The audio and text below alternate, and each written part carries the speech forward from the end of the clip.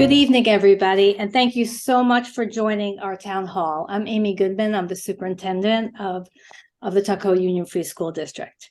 Tonight, I will give an abbreviated version of my podcast that explains the serious infrastructure needs at Tuckahoe Middle School, Tuckahoe High School, and the renovation of the Kala cafeteria, amongst other items that are included in our proposed capital project to be voted on by the community on February 15th, 2023.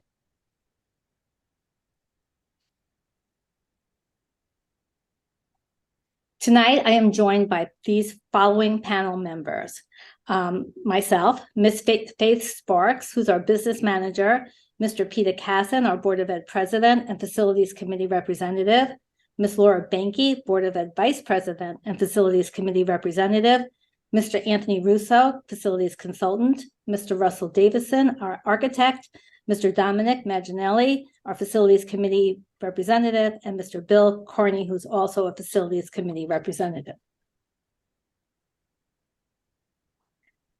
With transparency, we look back to the capital project of 2021 to give you some insight into some of the items in the proposed capital project of 2023.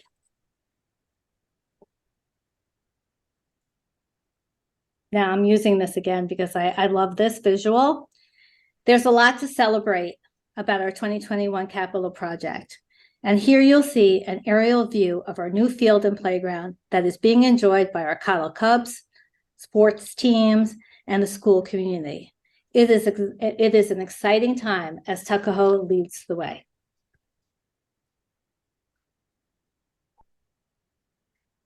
And now for an update on the 2021 capital project.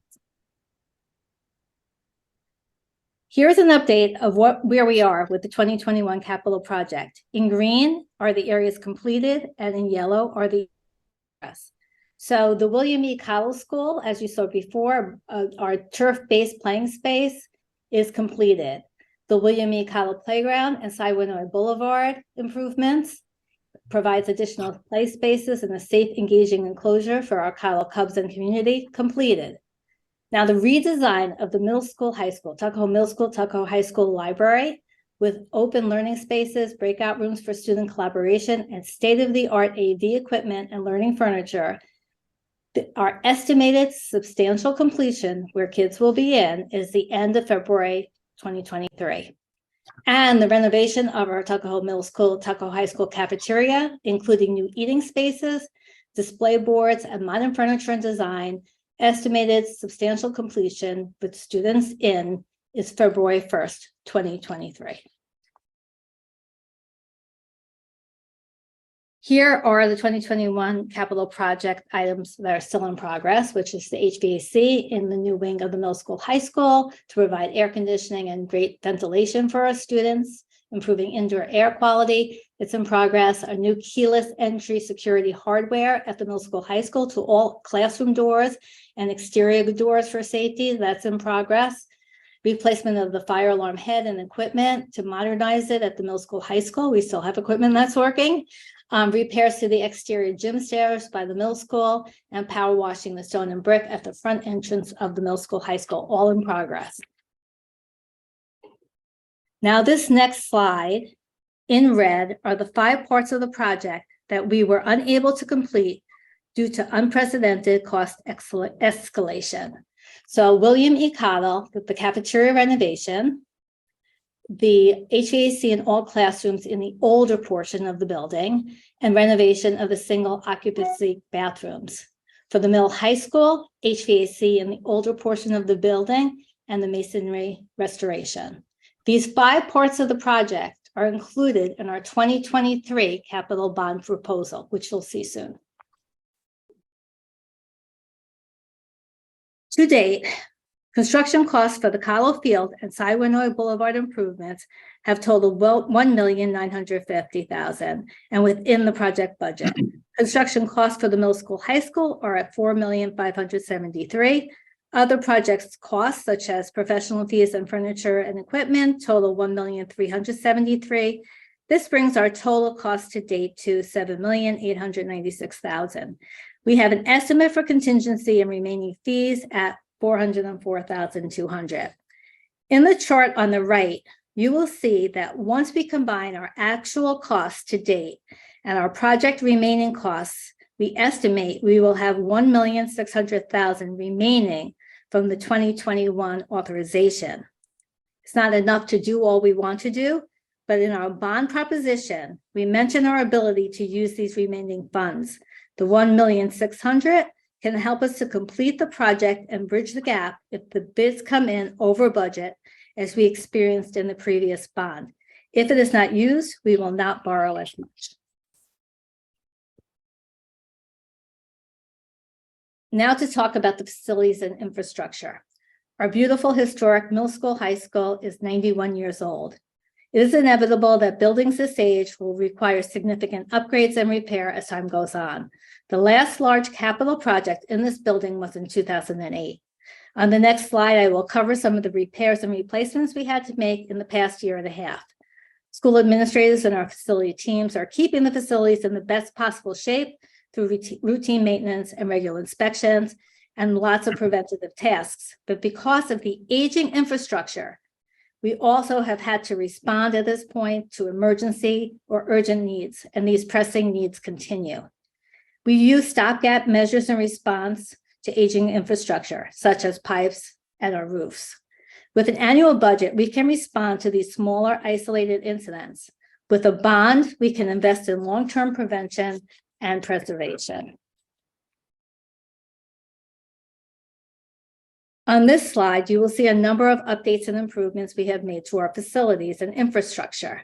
We replaced deteriorated water lines, lintel replacement, power washing and sealing some of the third floor, pointing near the middle school front entrance, steam pipe replacements in the tunnel because we have to, roof patching and repairs in the areas that do not require a full replacement, pump replacements, and full replacement of the gym floor due to damage from deteriorated steam pipe.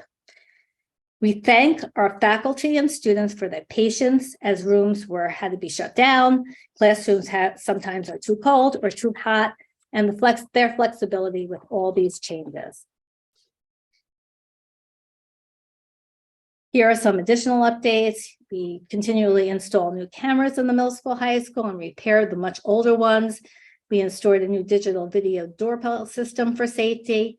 The PA bell and clock system, we're always patching it, but it's not working and it's beyond its useful life. And you know how important that is for a middle school, high school. And 15 of Cottle's cameras are still in need of an upgrade. So they say a picture is worth 1,000 words. And when I've showed this at one of the principals' coffee, one of the parents say, you have to keep showing this. So these are some photos we have of the conditions of the pipes in the Tuckahoe Middle School, Tuckahoe High School tunnel. The majority of these pipes are in poor condition and have deteriorated significantly. Not only as the system is operating ineffectively, our heating costs have increased significantly due to these leaks. We also have other pipe leaks and we have roof leaks. This has caused disruptions by having to have students move, or we've had to close classrooms. Though we patched areas of the roof, it does not solve the issue. The issues discussed in the previous slide were all listed in the 2021 building condition surveys. In the 2023 capital project proposal includes projects to address these items: roof replacement, pipe replacement in the tunnels and other areas, new security cameras, and a new PA system for the middle school, high school. It is unsustainable, both operationally and financially, to wait till there's an emergency situation to address these infrastructure needs. We need to improve our facilities for the education and safety of our students and staff. So where do we go from here? The district's 2023 capital project bond addresses completing the 2021 capital project and addressing emergency infrastructure and safety needs identified in our 2021 building condition survey. This brings us to the 2023 proposed capital project developed in collaboration with our facilities committee, which we have a few members on our panel tonight. Please also note the date We are presenting the referendum for the vote from the Tuckahoe School community on February 15th, the day after Valentine's Day. Make sure you make plans to come out and vote. This is what the Facilities Committee, and just to tell you about our planning process. So the committee has been meeting for a couple of years, really. There's some new members of late, but the members on today have been there for a long time. KG&D, we knew we had these problems, reviewed and assigned, and CalG, reviewed and assigned budgets to our building conditions survey. Over a series of meetings, the Facilities Committee reviewed projects that were identified in our building conditions survey and classified them into the following categories. So there were some big, urgent priority issues. That was number one. And some projects that could be done in the next 5 years or over the next 5 years. Projects that can be addressed sometimes even after 5 years mark. So those projects, in the next 5 years, we can address them as a building, but the urgent priority issues were where this committee focused.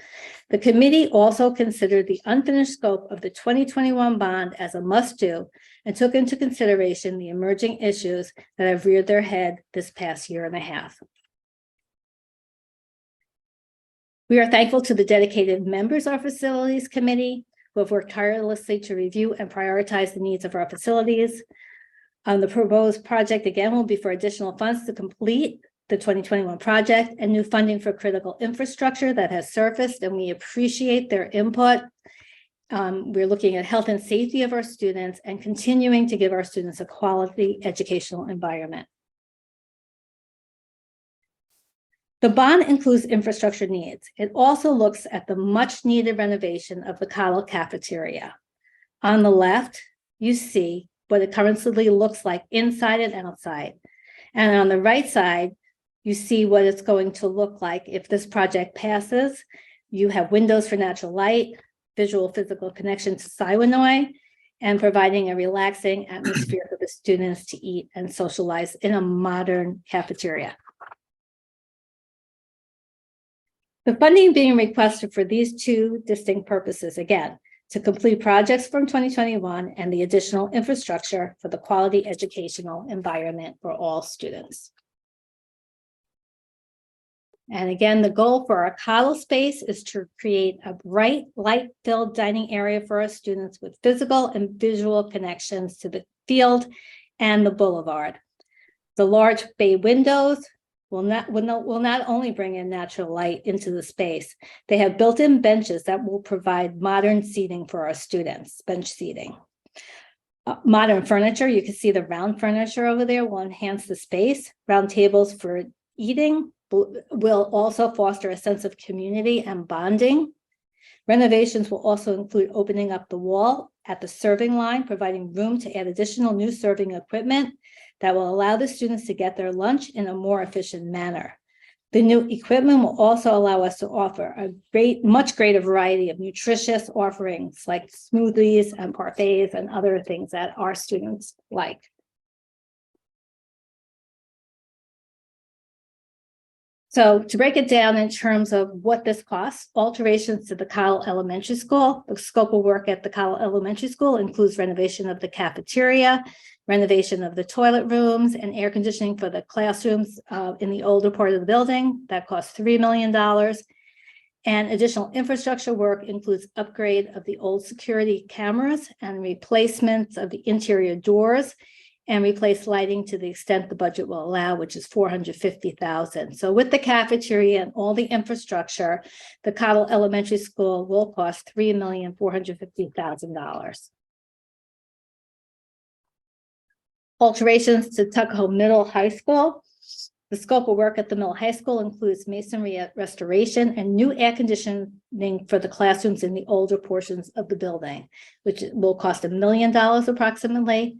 And additional infrastructure work at this building includes partial roof replacement and related masonry repair, replacement of all steam piping and traps in the pipe tunnels, additional masonry restoration, and repair other pipes that we have all through the building that are leaking, and replace the entire PA, intercom, bell, and clock system.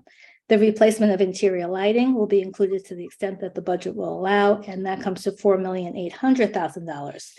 The additional funding for all the work described here at Tuckahoe Middle School, Tuckahoe Middle School, Tuckahoe High School is $5,800,000. This slide shows the breakdown of the 2023 proposed project budget by building, with $3.45 million for WEC and $5.8 million for the middle school, high school, bringing the total to $9.25 million.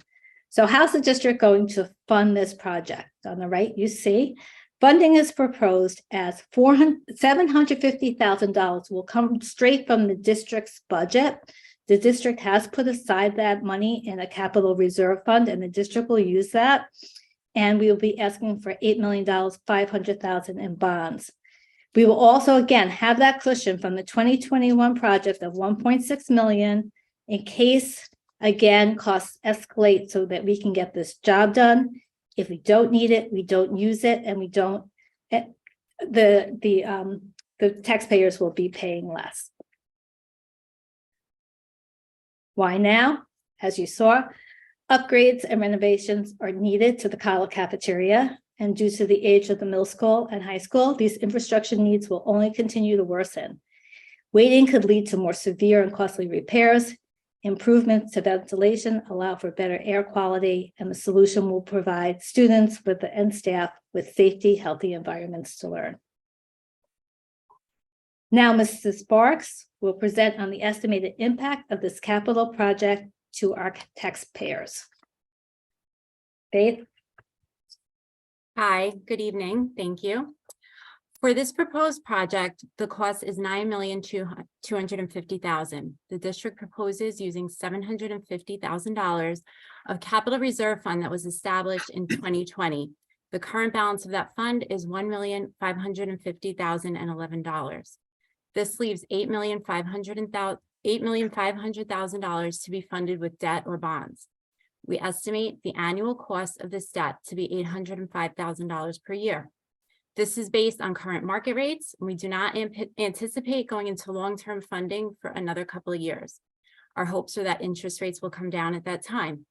We anticipate annual building aid at $148,000, approximately 24%, bringing the net cost of debt after building aid to $657,000 annually. So we estimate this project will cost the average homeowner $335 annually. How do we pay for this project? Large-scale projects cannot be accomplished within an annual budget. School districts issue bonds to fund large capital improvement projects. Debt service payments are typically amortized over time, usually aligned with building aid. These projects also help us maximize the New York State building aid that we get from the state. School districts can only borrow up to the amount of funds that have been authorized by voter-approved referendum. School districts can also use a capital reserve fund to finance all or part of the cost of construction, reconstruction, or acquisition of certain types of capital assets. The total amount of new funding being requested is $9,250,000. Approximately $1.6 million in funding from the 2021 bonds is still available, and all figures above do not include this amount. $750,000 of this total will be provided from the district's transfer from the capital reserve, and $8.5 million will be new bond issuance. This is what the proposition will look like that is going in front of the voters on February 15th, 2023. And just so you all understand what we're asking for when we are going out to vote, you will see a Part A and a Part B listed on this proposition. In Part A, you will see a summary of what we want to do. It explains the $9.25 million of work and the projects we described. In Part B, you will see how we plan to pay for it. This includes taking some of our money from our capital reserve, $750,000, and bonding the remaining funds of $8.5 million. So you're in essence improving us to do both of these things. We are communicating information about the upcoming referendum through various channels. This includes our board meetings, which can be viewed on our website, YouTube channel, or board docs. We spoke in length about these projects at meetings dated December 12th and January 3rd. In upcoming issues of the happenings, we will focus on the upcoming referendum and provide information about our proposed project. As the happenings only reach parents, we will send a community mailer to all residents in the Tuckahoe district. Of course, you can find information on our website where there is a link on our homepage and on our social media pages. So follow us on Facebook and Twitter. Our So next step. here are the next steps where we are. So the Board of Ed met and discussed and approved the bond referendum in their December 12th, 2022 meeting. We are holding, like today, our first community information virtual town hall presentation. We've already had a principal's coffee at Cottle, and there'll be another principal's coffee in the middle school, high school next week. The district website, Tuckahoe happenings, social media, email blasts, and signage. Please notice that we put signage all around our buildings. Our newsletter, as Ms. Sparks said, will go out to all our school community members. So those who are not in the school will also get to see it and read about it. Again, the vote is February 15th, 2023, the day after Valentine's Day. And if that's approved, we will have preparation of a detailed design and plans by the architect. Because we are approved for the cafeteria at Cottle, that will start right away. One of the reasons we're doing this project in February is we want to be able to do the Cottle cafeteria, a lot of it over the summer. The rest of it we give to NYSCD, the New York State Education Department for submittal and review, and then we begin construction again. Cottle can begin earlier, the cafeteria. The next slide is just to thank all the people that have been a part of it. Certainly the people on this call today, Peter Casson, our board president, Laura Benke, vice president, and all of the members of our facilities committee and our Board of Education, our custodians, our administrators, our faculty and staff, of course, our students and our community members, our consultant, Anthony Russo, CalG Construction, and KG&D. So with the little heart there is to remind you that is the day after Valentine's Day, February 15th, please vote. Thank you. And now we are happy to take any questions. And we have Mr. Christopher Keogh, our Director of Curriculum Instruction and Technology, who will moderate and tell you what you can do. And also this is being taped so that people can watch it, at their leisure. You can watch it again, even if you're here tonight. Mr. Keogh? Yes, so thank you. If anyone has any questions, there should be a chat box on the right side of your screen, or if you scroll to the bottom of your window, there's a little button for chat. You can submit your questions using the chat box, and I will be able to read them out. I will say, between the podcast, the presentations, and the board meetings, I don't know if we'll see a lot of questions. Oh, we got one. Okay, great. So the 2021 bond called for an expanded footprint for the Cottle cafeteria, whereas the new bond anticipates 10 to 12 fewer seats than the previous plan. What are the implications for children and seating? Dr. Goodman, I think you might be on mute. So I'm sorry. So we have worked on that plan with the principal and the assistant principal and the number of students that they have, and they believe that this new plan will more than enough serve all their students in a bright area cafeteria. They were part of helping us design this and making sure that we had the seating for students. Mr. Davison, would you like to say something about the architecture and how we did this? Well, we're not building new foundations, but the bay windows do project, and they do create banquette-like seating. So you are getting some actual additional square footage in those 3 bay windows. And frankly, the expanded footprint, when we bid it more than once, cost more than anybody could have imagined. And it was not a good value for the taxpayers. Great. We have a question about the timeline. If approved, what is the timeline for beginning the project? and its projected completion? So I also think that Russ Davison probably would be the best person to answer this. Well, thanks, Amy, and you need a break. That was a good presentation. Thank you. As Amy mentioned, we already have a building permit for the Cottle cafeteria. So we've already sent an addendum to the state education department showing the revised design. So with voter approval in February, we can very quickly after voter approval, we can go to bid, and that would allow the Cottle cafeteria and the air conditioning work that was part of the 2021 bond to start this summer. And it's our view that in early fall, you'll have the Cottle cafeteria usable for students. And the air conditioning probably will go a little bit into the fall, but it will not disrupt any classes. All the inside work can be done during the summer. The remainder of the 2023 bond needs to be done. Detailed design needs to take place and be submitted to the state education department. So most of that work will be summer of 2024, and completion thereafter.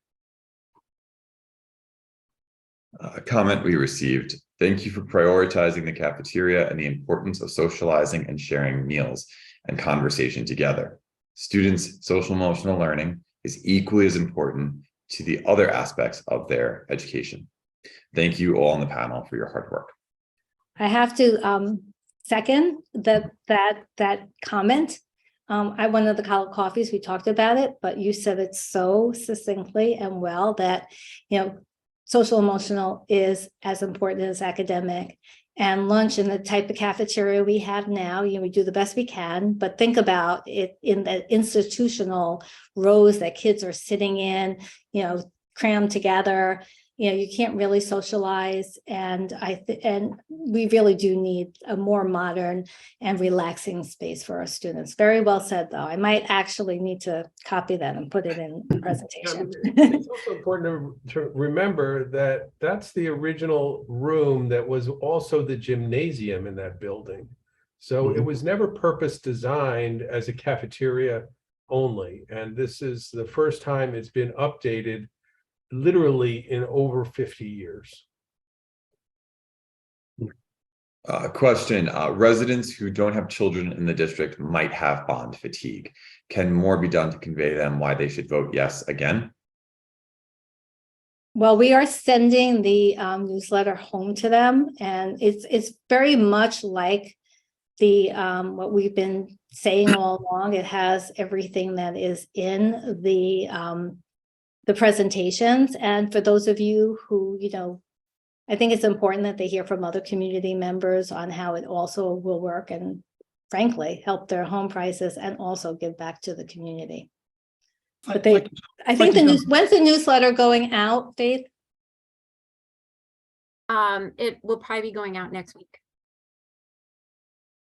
Dr. Goodman, if I can just jump in and pony off what you just said too, I think it's also, I think that's a good point that was made there. And yeah, this is a third bond that we're coming out with in a short period of time. But I think the justification for, in addition to the obvious improvements that we've already talked about, from a strictly dollars and cents point of view, we do believe that the investments that this new bond makes in the improvements of the infrastructure will be a cost savings over time, both in terms of thwarting the immense repair costs that we've been incurring in recent years because of how poor shape a lot of this stuff is, and then also in the efficiencies of what it will save us in terms of energy efficiencies. So I do think there's a direct benefit economically, putting aside all the great benefits to the kids, which is the obvious one. The economic benefits, I think, are also pretty easy to see, because, as was said very well in your presentation, these buildings are old and they're falling apart, and it just costs way more money to put Band-Aids on them than it is to make a one-time investment and get things running right. So I think that's one way I would justify to those that have kids in the school who may not see that immediate benefit, that there's a long-term cost savings here for sure. Another question we received, 750,000 from reserves and 8.5 million new bond. raise meets the 9.25 million need. However, you briefly mentioned 1.6 million left over from the last bond. Where does that fit into the equation? Okay, so I tried to address it and I'm sorry if it wasn't clear. So the first thing we are doing with that money is this time we want to have a cushion because of what happened last time. We don't want to not complete something and have to go out another time. We don't know what's going on with inflation. That gives us a nice cushion. If we end up not using it, we can't use it for something else. We would just, Faith, maybe you could explain how we pay for this. We just wouldn't use it. And then it'd be lower cost to the taxpayer. Yeah, it wouldn't be bonded. You know, right now, as the way the environment is, we anticipate we will need it to finish the projects. If we don't, then we just will not bond it and it won't cost the full amount. Another comment, thank you all for your hard work. The projects are much needed and would be welcome additions to the district. Question, what are the contingency plans if the cafeteria is not completed in time for the 23-24 school year, much like the situation currently in the middle school, high school? So we had a good go of it at the middle school, high school, but we've had it and we're going to be in February. The kids have been great. We did talk about that in our principal's coffee with John and Pete. And they say because we were open, you know, pretty much as soon as we could the whole time at Cottle, that they know how to do lunch without a cafeteria, because remember we were using spaces for classrooms and we could only be 6 feet apart and all that. So they have a plan. It's one of the only silver linings I could say to that pandemic. We do know how to do it. And just a reminder, if anyone has any questions, they can submit them through the chat. There should be a window off to the side of their screen or a button below all of our faces with the word chat on it. If you click on that, the chat box should appear. I'm just reviewing to see if there are any questions I might have missed. This is being recorded, so you can watch it again. You can send me questions or the board questions or copy the board also. You know, we're happy. We're trying to be transparent so that you understand where we are with our finances all the time. And, you know, again, this is something that's really needed and we hope that you understand. And if you have any other questions, we're here. Great. Well, we're waiting to see if any other questions come in. One thing I wanted to clarify, I mean, that the presentation was great, by the way, but one thing I wanted to just clarify in case it wasn't crystal clear, there is 2 parts to the bond referendum that Ms. Sparks talked about, but it's just one vote. It's not 2 separate votes, just so everyone knows. You're not voting separately on both those issues. The authorization to take the 750 out of the capital reserve and then the authorization to bond the 8.5 million. They're presented separately, but you're just voting yes or no on the whole thing, not individually. So in case that wasn't clear. And I know, Dr. Goodman, we heard at the coffee that some of the parents were like, oh, it's so strange to have a vote in February. So the more people can remind their neighbors that the vote is happening on a Wednesday in February. It's uncommon. You know, we usually vote on Tuesdays in the spring, but yes. So, and after your Valentine's Day, and I hope you all have a good one, just remember the next day is important too. Yes, make plans to vote. All right, I don't think we have any other questions that have come in. Okay, well, we thank you very much. And we know we've put a lot of information out there and some of you probably have heard this 3 times and maybe some of you have heard it 1 time. There'll be another coffee that I'm doing next week for the middle school, high school. And then we will do another town hall with this committee. But any other questions? We're here and just please ask. There's a lot of places to find this and we will also have a copy of this recording. Thank you all so much. And thank you to the panel. Before we go, do the facilities committee members want to say anything or any of the board members who haven't spoken? Okay, well, I wouldn't mind saying one more thing before we close off, Okay, but let me give the other folks an opportunity first if anyone wants to say anything. I think you said it all, Dr. Goodman. Yeah, I just want to say thank you, Dr. Goodman. That was a great presentation. And Faith Sparks, I think it's clear, and the pictures are helpful to give people sort of an idea of the work that needs to be done, both to bring the students a better quality of environment to study and to learn in, but then also to give them a healthier building. Certainly, with what we've gone through, we do want to see that the air quality, the ability to filter the air that the children are breathing, that's a big part of this, is making that building, especially in the middle school, high school, is always so hot, and it's just, you can just tell that the environment there isn't the best that it could be. So thank you so much for everybody joining tonight. Thank you, Dr. Goodman, and I hope everybody comes out and votes yes. So thank you.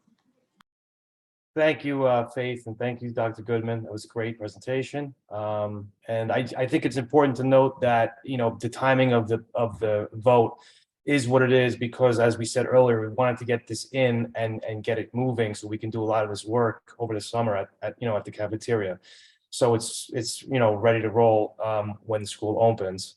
And to Laura's point, I happened to be in the high school the other day for the varsity basketball game. And if you haven't been in there, you'll notice that there's major temperature drops throughout the hallway just from those steam leaks. So I know it's difficult to try to justify spending money on things you don't see in some cases, like buying tires for your car. But you need to get some of these things done just for like we said, the health and safety and comfort of our kids while they're in class. So thank you to everybody, and we hope that everybody votes yes on this referendum. And I just wanted to close by saying, your thank you slide, I, appreciate that. And I thank everyone on that slide as well. But I especially wanted to just say thank you to the community for the trust that you've been placing in this administration and this board for the last couple of years. It does not go unnoticed, or we're grateful of it. And as a whole, I can speak for the entire board in saying that we really do appreciate the ongoing trust. And we know this is the third bond in a couple of years. I think the approach that we've been taking, I think, and I like it, is that we've been taking these in small bites. Not to say that $9 million is small, but we've been taking them in chunks, and I think delivering and showing progress along the way. A little bit of a snafu with this last bond due to the unforeseen increases in supply chain issues. But all in all, I hope you see that we're delivering on what we're promising. And that we continue to have your trust. It's very important to us, and we're hoping to deliver one more time. And I do think, and this is me speaking as an individual now, I'm not saying this for the entire board. I do think this is the last one for a little bit. I think if we get this one done, we can take a little bit of respite and look back at what we've done and be very, very happy with that. But again, I just wanted to thank the community for their ongoing trust and ask for it one more time, please. Thank you.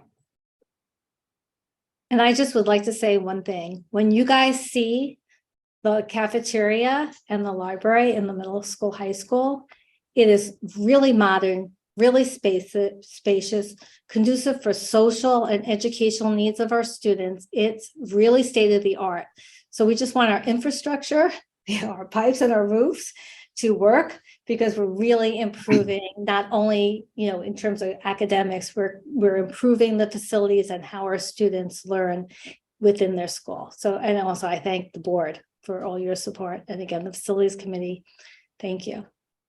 And of course, the community.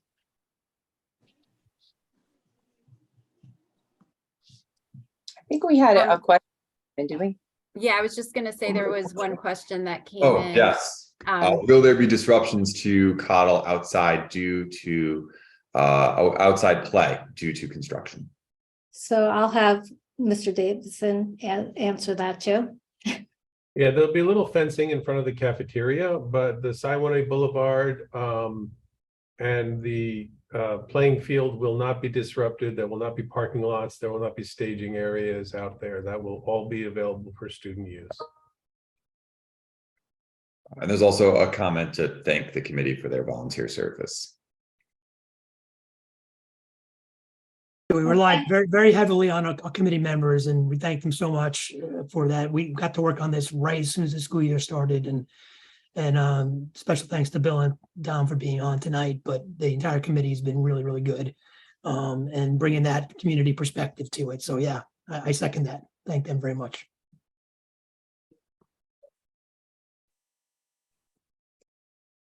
Okay, anybody else? Okay, again, thank you, everybody. Thanks for the panelists for being here and for all your work. And thank you to the community. Everybody have a great night. Thank you.